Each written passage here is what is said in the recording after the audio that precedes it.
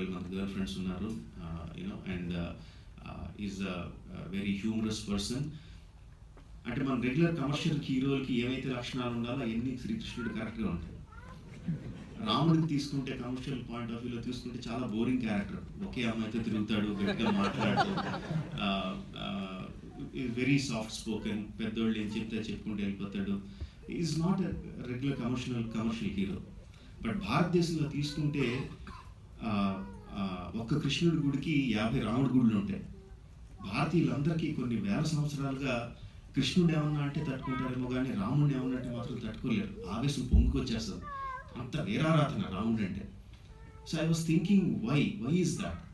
Commercial స్పేస్లో ఎందుకు అలా అవుతుందని ఆలోచిస్తే దెన్ ఐ థాట్, అంటే అవును కదా నాకు తెలియదు కానీ నేను అనుకున్నది ఏంటంటే, వాల్మీకి ఆ క్యారెక్టర్స్ రాసినప్పుడు ఒక వేరే మాస్ క్యారెక్టర్ లైక్ హనుమంతుడు, ఇంకో మాస్ క్యారెక్టర్ లైక్ లక్ష్మణుడు, అలాంటి క్యారెక్టర్స్ క్రియేట్ చేసి వాళ్ళు ఈ రాముడి కోసం ప్రాణాలు ఇచ్చేస్తారు.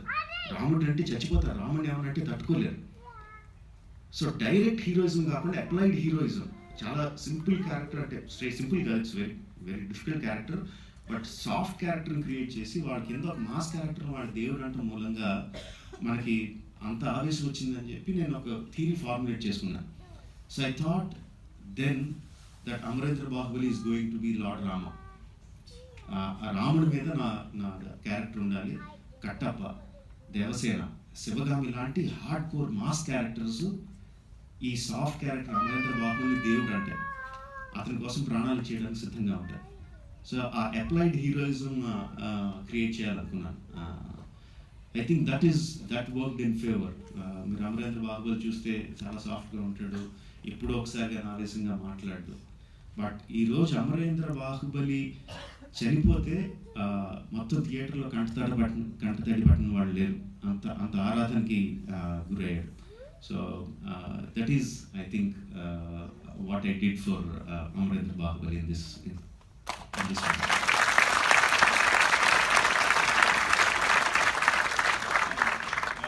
While you're there, please tell us about the diets that you put Prabhas and Rana on.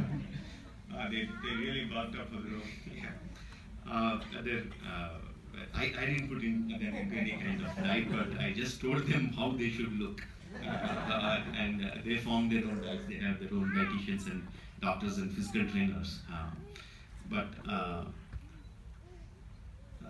the fun thing, they were on rigorous diet. They were eating for some weeks they would just be on an egg diet.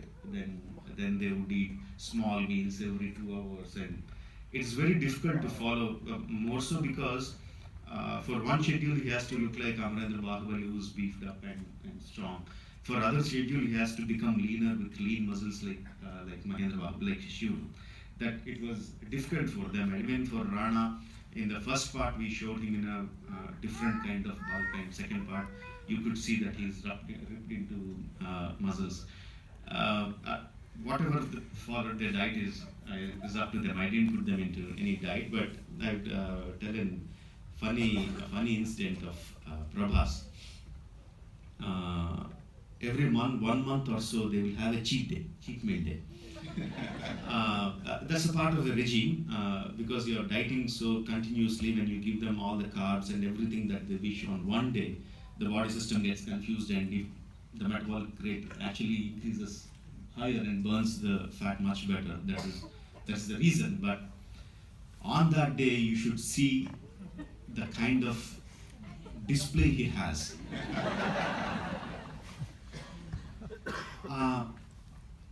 10 to 15 kinds of biryanis, just biryanis. Okay, no exaggeration. You don't even know those varieties of biryanis exist. Varieties of fish, varieties of chicken, mutton, and not just curries, fries. I can't just imagine the kind of display he has. Yeah, and that day we were playing for volleyball completely until 2 a.m. in the morning. And actually I was asking his brother-in-law. I told him that I don't think I can explain that in English. I said, ఏంటంటే ఈ food మీ ఇంట్లో ఎవరన్నా ఏదైనా చేస్తారు, మీ ఇంట్లో భోజనం పెట్టి తిండితో చంపేస్తారని జనాల్ని. Now you'll kill people with food. And his brother-in-law replied, "You are saying I provided all these kinds of food, and Prabhas will ask for something that he didn't even think of." That's what he said. So after we played football and 2 a.m. in the morning, Prabhas came down, he took his plate, and there are so many varieties of food there. He said, నెయ్యి తొక్కుపచ్చలు లేదా బావా? And his brother looked at me and said, చెప్పానండి అని చెప్పి. Then at 2 a.m. in the morning, he went home, he woke up his wife, made that chutney, he brought it, and he first ate that, then continued eating. So that is Prabhas for you.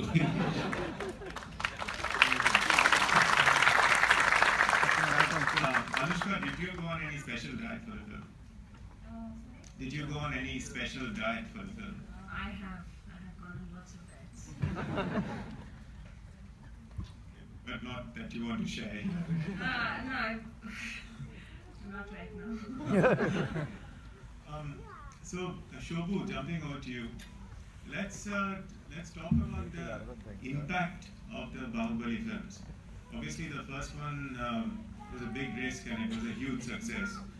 The second one was bound to be big, but were you imagining the kind of scale that number 3 in the world when it opened?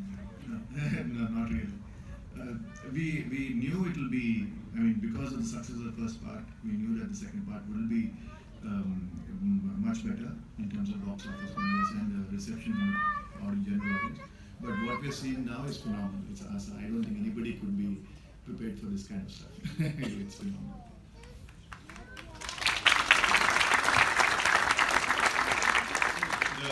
Staying with you, Shobhu, the first one obviously did make a big impact, but the second one, it has, at least in India, it's become pan-Indian cinema.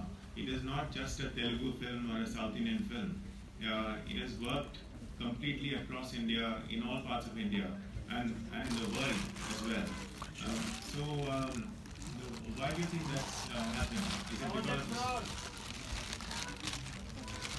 I think it's